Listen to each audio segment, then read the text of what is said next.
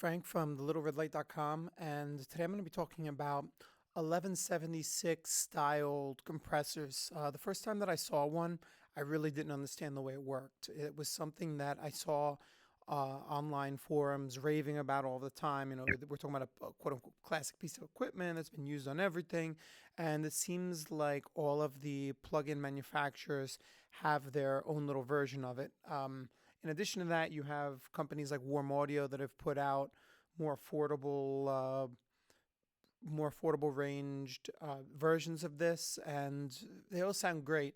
But you need to have them explained to you first. Now, the one that I decided to go with first is Steinberg's vintage compressor, which is their version of it. I very rarely use this compressor or this plugin in my own recordings. I usually go for the CLA 76 or the Universal Audio version. I have both of them on my computer, but I wanted to pull this up because I figured that some of you that are using Cubase have this already. It's not something that you're gonna have to go out and spend any money on. And just explain before anything how it works. Okay, so first thing that you want to look at is the ratio. These were all the original ratios that they put on these pieces. Actually, they're a little different. The number's a little bit different than the original, but the same ideas. The ratio is how much the compressor lowers the volume for every, let's say, decibel it goes above the threshold. Now, with this compressor, the threshold is set. It's not something that you can actually change at all.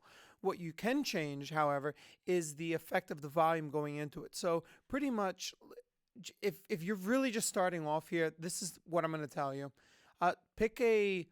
If you want to get just a normal, even compression, pick the +2 or the +4. Keep something even here. When you start hitting the 20 and the 10, if you're using the CLA, the Waves version of it, you're talking about some heavy compression there. All right, so I'm just going to show you the effect on a vocal that I have here in a song, and we'll see what happens with it.